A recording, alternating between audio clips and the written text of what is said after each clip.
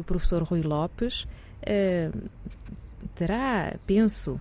algo de novo a dizer-nos acerca da forma como pelo menos foi visto este assassinato, esta morte, à altura, no início da década de 70, no ano 73 ou noutros seguintes, como resultado de diversas pesquisas que o seu projeto tem estado a levar a cabo e levou a cabo até 2019, não é? Sim. Muito obrigado pela oportunidade de vir aqui falar justamente sobre isso. O projeto que eu coordenei, intitulado Amílcar Cabral, da História Política às Políticas da Memória, com base no Instituto de História Contemporânea da Universidade Nova de Lisboa, foi de facto um projeto que reuniu 14 investigadores de diferentes países e que procuraram estudar a construção da figura de Amílcar Cabral, e embora de alguma maneira o projeto já tenha terminado, ou seja, tenha concluído, muitas dessas investigações continuam em curso e muitos dos investigadores estão ainda a acabar as suas pesquisas. E, portanto, é com todo o prazer que eu venho aqui falar, não só sobre as conclusões a que chegámos no projeto, mas algumas das conclusões que serão divulgadas em breve. Eu gostaria só de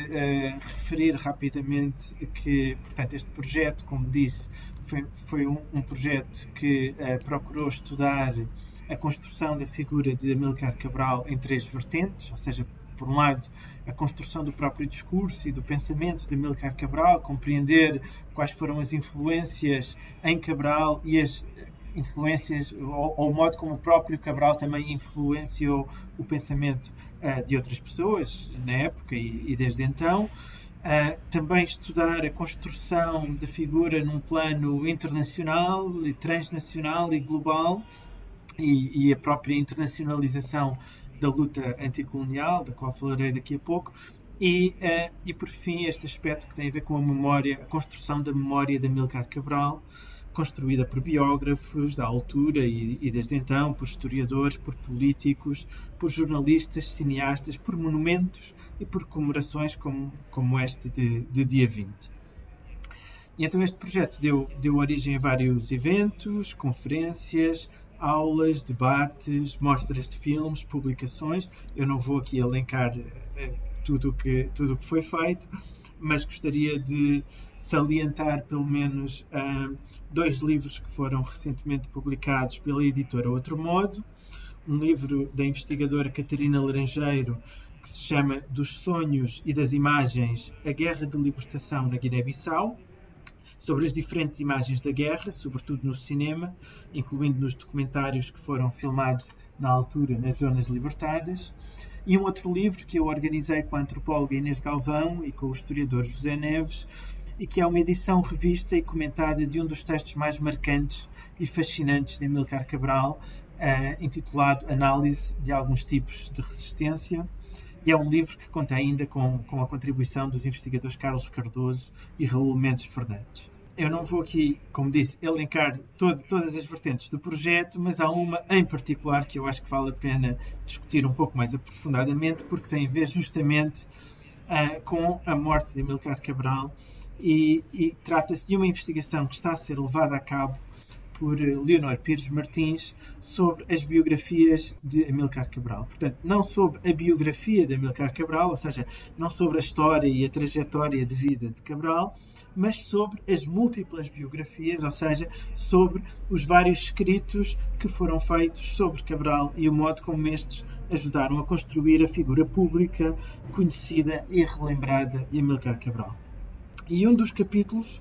é justamente sobre um tipo de biografia, de mini-biografia, que são os obituários, ou seja, os textos que foram escritos e publicados logo após a morte de Cabral, bem como as primeiras notícias do seu assassinato.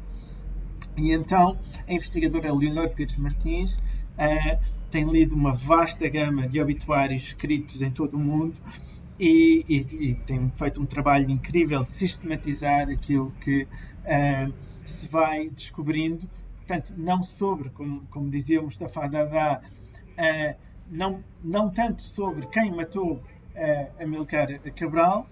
mas sobre todas as teorias que foram surgindo e que de resto foram surgindo logo na altura, no dia seguinte à morte de Cabral, começaram a ser difundidas diferentes versões. E então gera-se de imediato uma luta pelas narrativas da morte de Amílcar Cabral, devido a estes contornos misteriosos do seu assassinato, como referia Mustafa Dadá, não em relação a, concretamente, quem deu o tiro e o que se passou naquela noite, mas a tudo o que estaria por trás, por assim dizer, a autoria moral do assassinato. Logo, portanto, dizia eu, no dia a seguir à morte, o presidente da Guiné-Conakry, Sékou Touré, acusa desde logo as forças coloniais portuguesas de estarem por trás deste assassinato, o que não era uma acusação de todo absurda. Lembremos que apenas 2 anos antes, em novembro de 1970, na chamada Operação Mar Verde, as tropas portuguesas tinham invadido a Guiné-Conakry com o objetivo de assassinar Amílcar Cabral e até de assassinar o próprio Sékou Touré. De resto, havia um longo historial de assassinatos de líderes africanos e mais recentemente de um outro líder que lutava contra o colonialismo português. Portanto, poucos anos antes tinha sido assassinado Eduardo Mondlane, o dirigente da Frelimo. Outros oposicionistas à ditadura portuguesa, como Humberto Delgado, tinham também sido assassinados no estrangeiro. Portanto, havia um precedente que torna esta teoria bastante apelativa e fácil de entender. Outros governos, organizações e movimentos africanos, bem como os governos do então Bloco Comunista da Guerra Fria, condenam igualmente Portugal por este atentado. Mas ainda já neste primeiro contexto inicial, pouco após estas declarações, que a imprensa portuguesa começa a difundir teorias alternativas. Portanto, não reclama a autoria do atentado e, pelo contrário, a imprensa portuguesa dá voz a um conjunto de outras possíveis teorias sobre a morte de Cabral. Escreviam que a morte de Cabral seria antes um produto da tensão entre guineenses e cabo-verdianos dentro do PAIGC e que, em particular, Amílcar Cabral teria sido talvez vítima de retaliação pelo seu ódio aos fulas ou pela sua postura antirreligiosa contra a qual se revoltavam os guerrilheiros muçulmanos. Os jornais portugueses especulam ainda que talvez se tratasse de uma manobra dos russos ou dos cubanos para tomarem conta da luta e, por fim, acusavam o próprio Sékou Touré de se ter desentendido com Cabral, pois desejava uma união das duas Guinés, portanto, da Guiné-Conakry e da Guiné-Bissau após a independência de Portugal. O que é interessante é que, no fundo, cada lado parece que empurra a autoria moral do atentado para o outro lado. Ou seja, embora haja visões muito diferentes da morte de Cabral e posições muito diferentes quanto à luta que Cabral travava, a figura de Amílcar Cabral, propriamente dita, parecia algo consensual, no sentido em que todos pareciam concordar que ele era um líder político inteligente, carismático e corajoso, e até os seus inimigos pareciam ver algo de trágico na sua morte. Ou seja, este momento, o momento da morte de Cabral e da discussão em torno da morte de Cabral, é também um momento em que, se por um lado há muitas teorias sobre a morte de Cabral, consolida-se assim já uma imagem de Cabral, que não deixa de ser ainda assim uma imagem cheia de ambiguidades e de contradições. Entre as expressões que a Leonor Pires Martins encontrou e que me parecem muito interessantes e que aparecem em muitos dos obituários, são as ideias de um diplomata combatente, de um rebelde gentil, de um revolucionário moderado. E então há assim, de alguma maneira, ao mesmo tempo, uma ideia unificada de Cabral, mas uma ideia que, dentro da sua sendo unificada, contém muitas contradições dentro de si mesma. E, por fim, uma última ideia que eu diria que é também muito interessante, revelada pelo trabalho da Leonor, tem a ver com o facto de ela ter encontrado, de facto, obituários de todo o mundo. E aquilo que nós vemos é um grau de atenção internacional que é dada a este momento. De resto, note-se que as próprias cerimónias fúnebres na altura, em Conakry, acolheram 80 delegações estrangeiras e quase 700 convidados. Ou seja, este momento em que a morte de Cabral e os obituários da morte de Cabral são também um reflexo de como Cabral se tinha tornado já então uma figura internacional. Uma figura internacional não só porque viajara para todo o lado, da China até a Argélia, da Inglaterra até a União Soviética, de Cuba até a França, mas porque a própria luta, a luta pela independência da Guiné-Bissau e de Cabo Verde, a própria luta se tinha internacionalizado. Ou seja, em parte, até por causa dos esforços diplomáticos do próprio Amílcar Cabral, era uma luta global. E eu acho que esta é a ideia, eu queria terminar com esta ideia porque acho que é uma ideia muito importante. Esta luta continua muitas vezes a ser entendida e apresentada como parte de uma história especificamente da Guiné, de Cabo Verde, uma história de Portugal, mas na verdade é de facto uma luta que se inscreve numa história global. Por um lado, as tropas portuguesas lutavam, portanto, Portugal era membro da NATO, portanto, uma grande aliança de países ocidentais. As tropas portuguesas lutavam com armas e com aviões que tinham sido fornecidos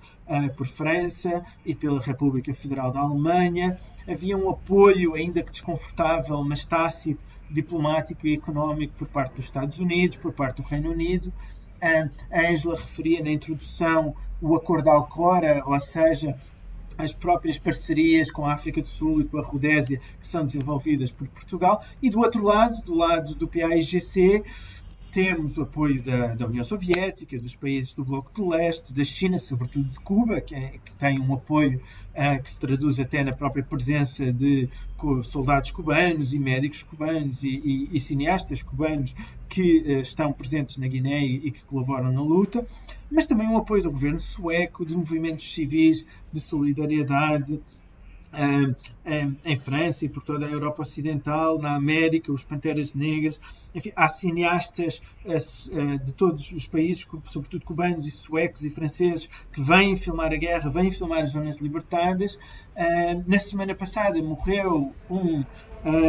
famoso ator e realizador afro-americano, Sidney Poitier. Ele próprio tentou fazer um biopic, ou seja, um filme que contasse uma biografia de Amílcar Cabral nesta altura. Infelizmente não conseguiu que esse projeto fosse aprovado, mas, portanto, Amílcar Cabral era, de facto, uma figura internacional e continua a ser. Não é por acaso que, em 2020, Amílcar Cabral foi votado o segundo maior líder mundial pela revista BBC World History. É, portanto, uma figura que continua a ser estudada e celebrada ainda por todo o mundo, e a sua luta deve ser vista como algo que transcendeu a própria figura de Cabral e mesmo os próprios países onde a luta se travou. E por isso eu vou terminar por dizer que uma das outras iniciativas do projeto que, espero eu, seja finalizada nos próximos meses e possa finalmente estar acessível a toda a gente, é um enorme mapa digital que eu estou a elaborar com o historiador Vítor Barros e também com a historiadora Rita Narra Lucas, que também contribuiu, e em que nós vamos mapear, portanto, procuramos dar uma imagem, portanto, visualizar aquilo que foram não só as viagens de Cabral, mas todos os sítios onde se escreveu sobre Cabral, por onde circulou não só as suas histórias, mas as suas ideias, os estudos que foram feitos e de alguma maneira mostrar que, de uma maneira visual, o quão global foi a figura de Cabral e, sobretudo, a luta pela independência da Guiné-Bissau e de Cabo Verde. Obrigada, Rui. Eu dou-vos desde já os parabéns por todo o vosso esforço e nós cá ficaremos a aguardar todos os resultados desse projeto que parece vir confirmar, afinal, essa necessidade de fazer esta reflexão global e profunda para compreender ao fim e ao cabo, também a complexidade desta figura e também a complexidade dessa época e as várias camadas, não é, tectónicas, como dizia o professor Dada, não só a nível do próprio movimento de libertação na altura e no terreno, mas a vários outros níveis, africano, português, mundial, com todos os seus macro e micro conflitos. Parece ser uma tarefa muito árdua. E não há dúvida de que Cabral continua a ser, pelo que vemos todos, uma figura fascinante e também complexa.